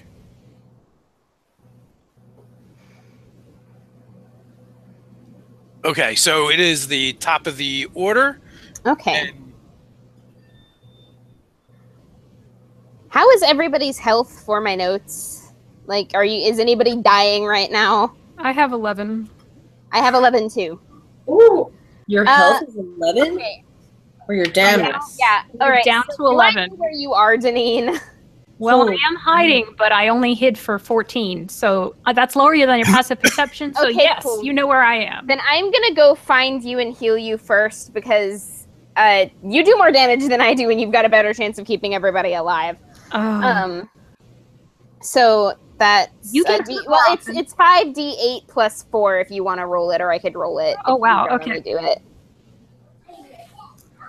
5d8 plus 4, 30. Yes, good. Thank you. That is helpful. Agnetha's still pretty good. So. And if I still have any movement left, I'm going to get back as I can. Try and get out of range of the fucking bad breath. Yeah, you feel like at this point, its breath could probably cover the length of the ship. All right, in that case, then I'm just going to move back to where I was. It's got turtle-gitis. I'm going to need to heal myself next turn. So, like, whatever I deem is the safest place for me to crouch. Okay.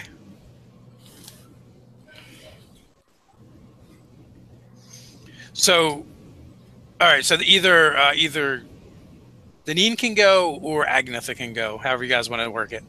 Do you want me to try opening its snout and open its throat for you to shoot it in the neck or something like that? I can enrage it. No, I'm gonna do something else on my turn. Okay. So we have the same. Who, you want to go first? Yeah, I'll give it a shot. Okay. All right. First things first, Deneen says, "Boss, I'm sorry I didn't think of you first," and she casts Bless on the other 3 party members. Thank you. So you all now have an extra D4 on your attacks or saves. And then she will holler out toward this dragon, "Hey, nobody who's on this boat hurt your friend. Those people are gone. We're just trying to defend ourselves. Please don't kill us." And what language do you speak that in? Common is it?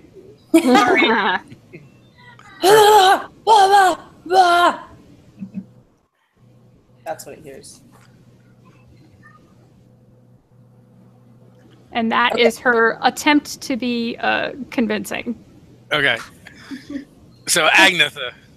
And then for her bonus action, she's gonna hide again, and hopefully get as much cover as possible. Although this breath weapon seems unstoppable. So Agnetha is going to attempt to go for the neck again, and then try to get away so that she isn't drowned by this massive creature. Okay. So. And I'm going to rage, and I'll also use my Great Weapon Master.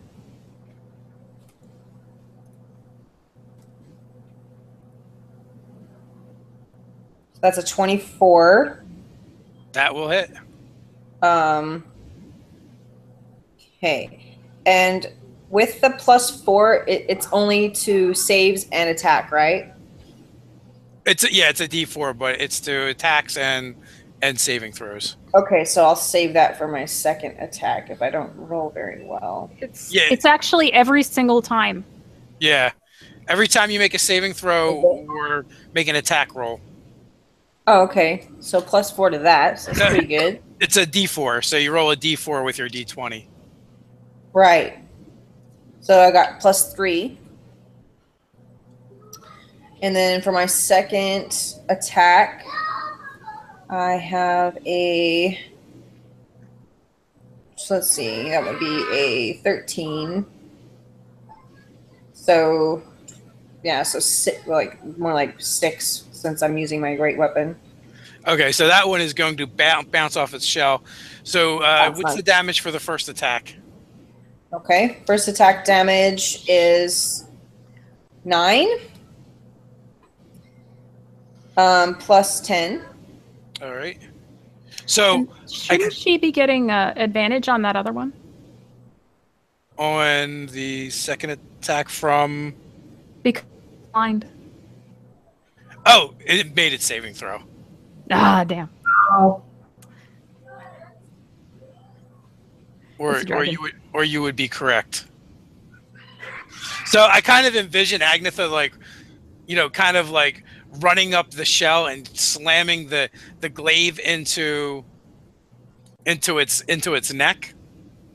Oh, also, when you hit, actually the first time you would have hit, this would have happened as well.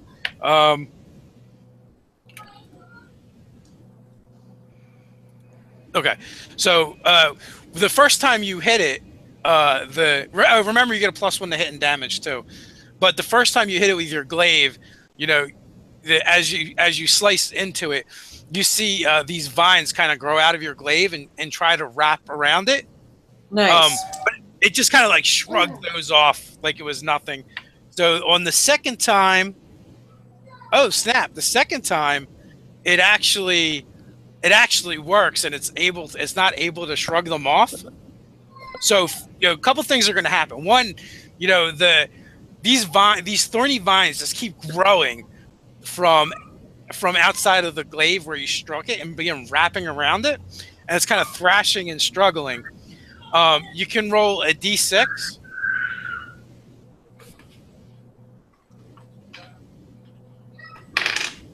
Six.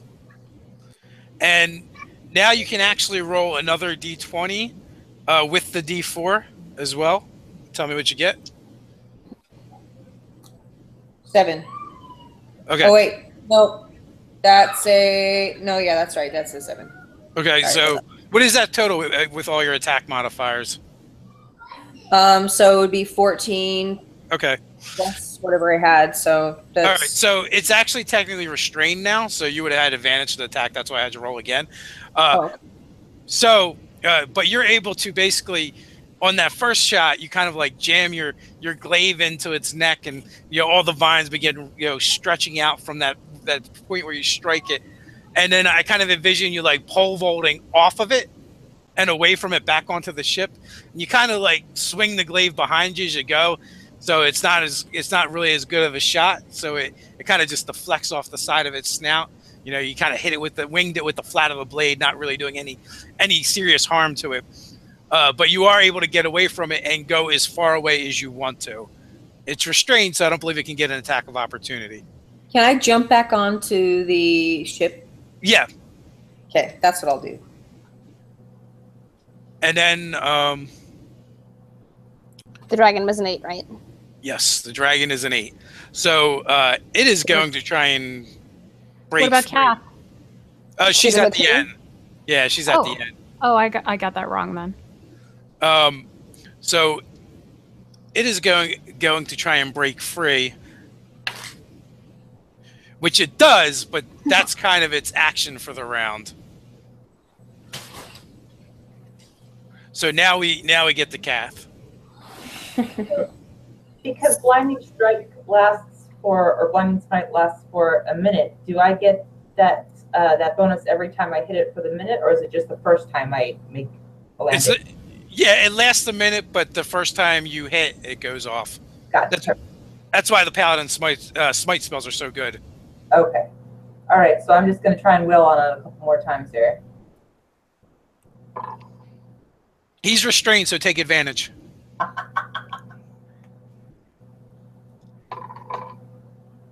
The first hit is 25. It does 10 damage. Yep, that totally hits.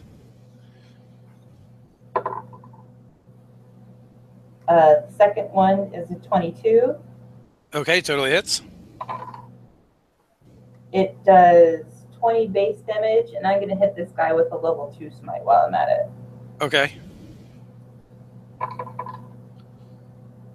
For another 17. So 47 points total. Nice.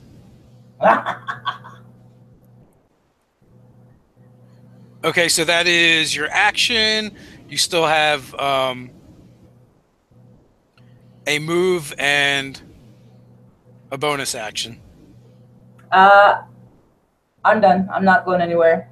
Okay. I don't want to give him an opportunity to snap at me. Okay. Sounds... Okay, what is Kenna doing? Is anybody else dying this round? Like, is anybody like below 15 hit points right now, or like 20? Like, how are you feeling in terms of health, friends? Doing well still so far. I Okay. still have like 100 points, so she's fine. Oh, barbarians. Yes. Very OP. Kath, how you doing?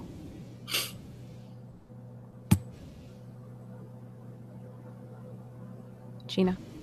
Oh, I'm fine. Sorry. I'm not used Okay. to that. Okay, I use everybody's character name. I very rarely break character. That's my bad. All right. So it's good to use everybody's character name. Just got to get used to it. Yeah, then I struggle to use their real names when I do that. Who are you? Do I heal myself or do I try to add some damage? Mess him up. Because I'm in pretty bad shape, but I'm also invisible, so the odds of it snapping at me in particular are pretty low, and if it uses another breath weapon, we're all screwed anyway. Do the meanest, nastiest little thing that you can think of to him. Okay, cool. I'm gonna come in and needle point then. In his eyeballs. Oh god, no. Maybe Kenna would, but... Turtle eyeball soup. Has Delicious. advantage from being invisible, so that's, does an 18 hit? Ooh. Did you roll your d4? Oh, no. No, I did not. In the eyes. In the eyes. No. A 20 does hit. 20? Okay, cool.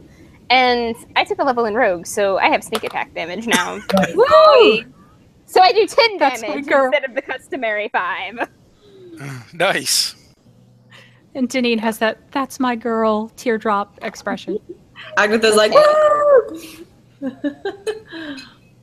Yeah, And Agatha might notice you cut a little deeper than normal. Does a 19 hit? A 19 does not. Okay, But cool. you're blessed. Oh, that's right. D4. 23. That does hit. yeah! Woohoo! 11 damage. That's gonna hurt, turtly wordly. Then I'm gonna move out of the way.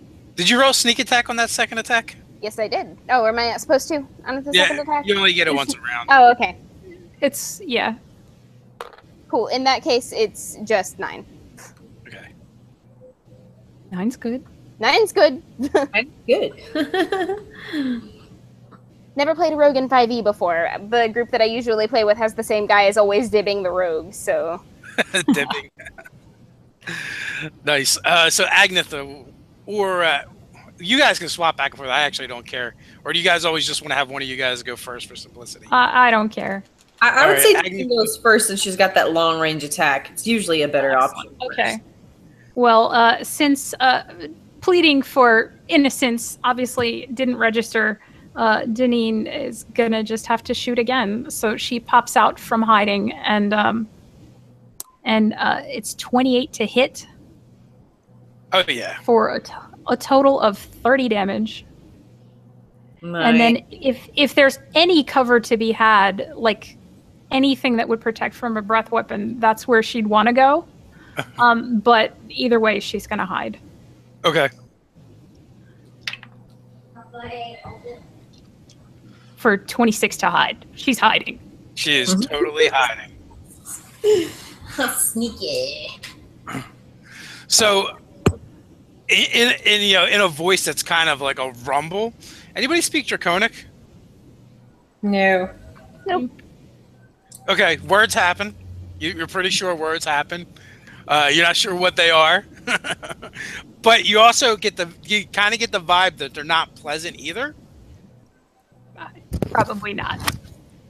And so its long neck shoots out, and let's go with a bite in Agnetha's direction.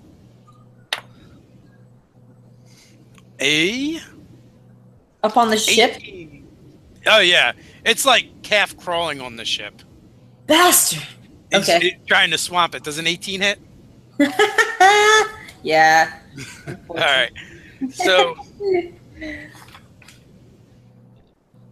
D12s. This is not good. I never get out D12s. This is crazy. 1, 2, 3. Oh, that's yeah, that not hurt good. a little bit. No. So that is 29 before your resistance kicks in. Oh. And then it turns its attention to the tiefling, and it kind of lets out. It doesn't matter what languages you speak. You know a curse when you hear one, and both of its claws let go of the back of the boat, and it kind of like begins to slide back a little bit as it extends its claws towards the tiefling. A 16 and a 23. That is. All right, so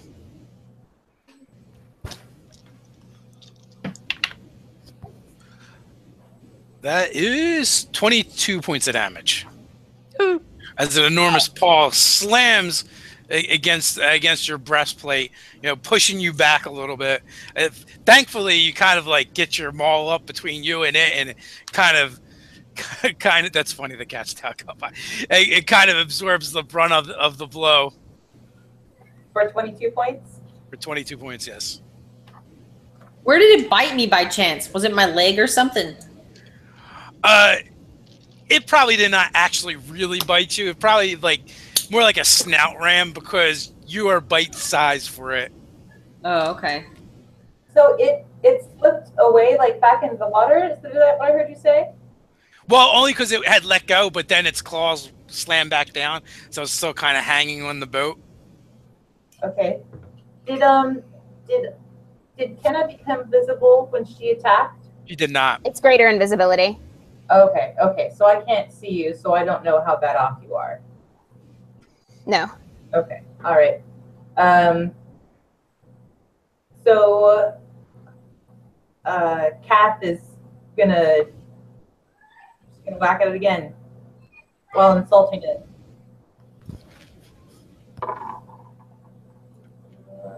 Oh, that missed. While insulting it. You do have inspiration if you wish to choose to use it at any point. It doesn't help. I missed both attacks. So basically, I'm pounding the railing of the ship, and it's kind of like shuffling its fingers out of the way for both strikes, and it evades me. So I don't do much. Okay. Really, buddy? So Kenna, what is Kenna doing? Tongues, which is not a concentration spell, so I don't pop visible when I do it. I cast tongues and I shout, "Why are you doing this?" So it answers the voice and you almost take it as it's a lowered voice, but it still comes out like booming. The ones from this boat murdered my mate. Tell him it wasn't them. Let's talk about this. I don't know about this. Okay, it wasn't us. We weren't involved in that attack, but we can talk about this. Then give me the one give me the one who governs this vessel. You want to talk to the captain? I want to eat the captain, and I demand tribute. Okay, hold on. And I'm going to come out of invisibility and, step up, hands up. Listen. Who struck the blow? I do not know, nor do I care. I just know they traveled on this vessel. All right. The master of the vessel is responsible for all that happens on his ship. New boat. If anybody else wants to say something, I will translate for them. And I'm translating what he's saying as well. Oh, no, it's tongues. You can understand me. Oh, so we understand your half. Everybody understands my half. Okay. We can find a way to settle this that doesn't involve straight up devouring a man that might not have had anything to do with the fight. We can talk about this, but this isn't going to help you, and this isn't going to bring her back. I really hope I just assumed this turtle's gender, and I really hope I got it right, because that could make everything fall apart. Did you just assume his gender? Just go grab the captain and be like, kill him! Solves our problem. We already have his brother. It's good enough. That's horrible. My mate was slaughtered by those on this vessel. That is all I care about. I care about that too. That really sucks. That's terrible. But it doesn't have to come to blows, and there's no reason for anyone else to lose their lives over this. Not this way. Listen, let's talk about it. Let's find out what happens. Get you some closure, and then we can find out what happens next. Can we talk? Will you do that will you do that much at least? Parlay? I've already told you my price. Bring me the captain, and I demand tribute as well. Agnetha starts walking back. Stop, Kenna. Stop me. What is it? She's gonna go and get the captain. Oh God. Okay, but hold on. Like, let's where is Farak? How is he reacting to all this translating? Oh, he is on the other side of the ship, away from the fight, as far as he can be. Farak, which is probably close to where Deneen is. Farak, who killed the other dragon? Blame it on them. Blame it on them. Pass the doubloon. Actually, I think what happens is when you go to look for Parak or the crew, you find like half the crew is dead. Oh. And Parak is unconscious with like, oh no, with blisters like all over his body. All right, I'm gonna spare the dying on him. Wait, what happened to them? Going to point out all of these bodies. I'm like, you want a life for a life? You have one there and there and there. Do you need to do more? Do you need more death? Don't offer. I'm not offering. I'm asking. You think these compared to the life of one of mine? A life is a life. These things are specks. Well, then why are you here killing them? Oh wait, I don't hear this. But she's translating, so I said it too. Yeah, exactly, and I will translate that too. Why are you here killing them? Why are you wasting your time on these people if they're really that little to you? Because you've already killed them. There is a blood price that must be paid, and I demand tribute. Okay, your blood price is paid. It's all over the deck. What do you want in tribute? I told you, I want the captain of this vessel, and I want gold. Well, you've killed them already, so what do you want? Yeah, so Deneen's going to grab one of the dead guys and be like, so he wants to eat him? He wants to eat the captain as if this is the captain. I'm going to go along with this even though I'm not comfortable feeding a dead body to a giant turtle. But this is where we are now, so this is what we're going to do. So she'll start dragging this person over. She breaks out of cover, terrified, and drags this person over. Give me a persuasion or deception check. Okay. That is a thing that I do. 23. Can I add one to that for my translation? That is also a thing that I do. Sure. Teamwork. Woohoo! Assistance. It's 20. We are pretty good liars. Yep. And okay. You're left too. It's just like, can I at least check his pockets so we can get our fare back before I give him to you? Which is part of how she tries to make it convincing that this is the captain. No, whatever he has belongs to me. Okay, fine. Here you go. So he basically he leans on the ship, and it kind of like does a wheelie, and the body just begins to slide into his mouth, hanging on to the edge of the boat. Maybe a couple of the other bodies do as well. So yeah. With that, 3 sailors are gone. So what do you have as tribute? Let me see. Deneen, meanwhile, can you, like disguise some pebbles as gold and give it to him? Oh no, I will like. Can you do that? Give him some marbles to choke on. So, since Parak is unconscious, as these bodies start to slide, even though it's tilted, since Deneen has her nice climb speed, she will scramble over to try and secure Parak so he doesn't slide in there. Okay. So and also too, like once he snatches up those three bodies, he kind of takes his weight off the boat and lets it resume. So what is in the hold? Empty the holds. Agnetha, go see what's in the hold. Please. So she's gonna go and check it out. So there's basically merchant type goods.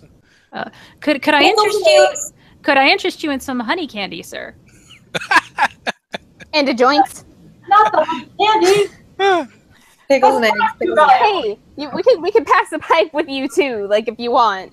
You know, I mean, there's no reason for us to like. You got what you were after on the whole. There's no reason we can't just. You know, Agatha protests this. Like, don't give that bastard our pipe. He's got steam breath, so he can basically vape it. So yeah, He can vape it. it's legit. Oh my god. Okay, look, this thing was gonna kick our buns. Like, there was no way we were gonna win this fight.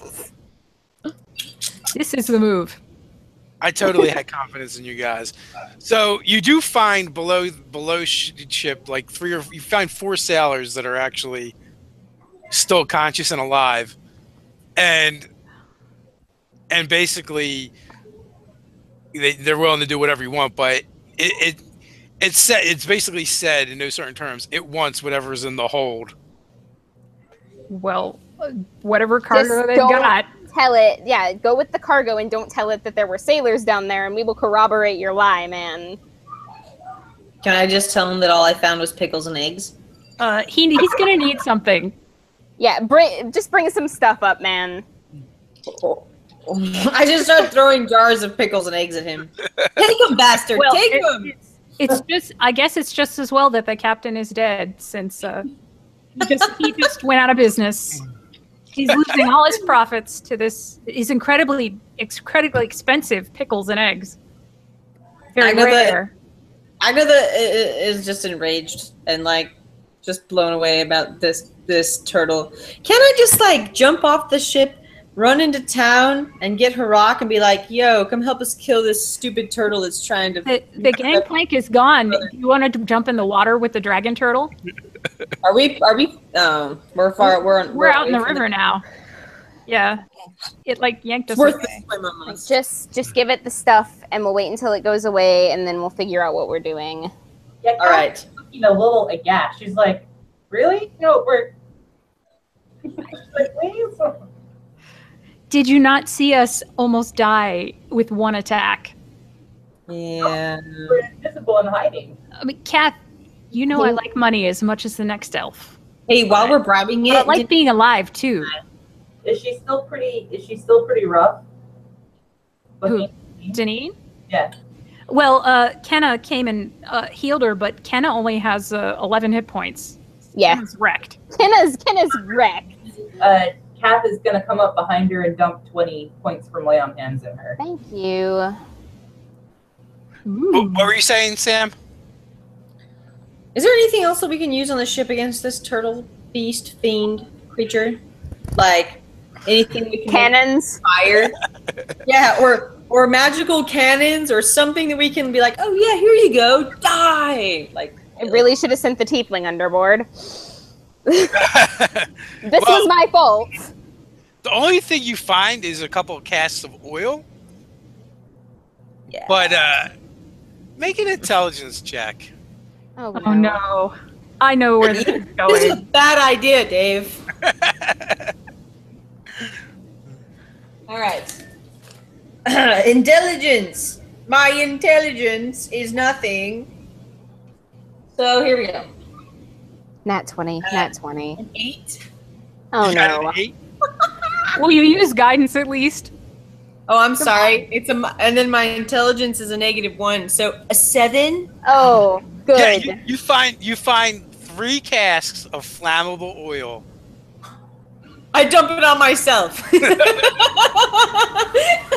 No, I'm just joking. No, that would be more like what would happen. But yeah, that's great. Okay, so I'm gonna bring that out and like secretly like peek my head around the corner and be like, "Will this do?"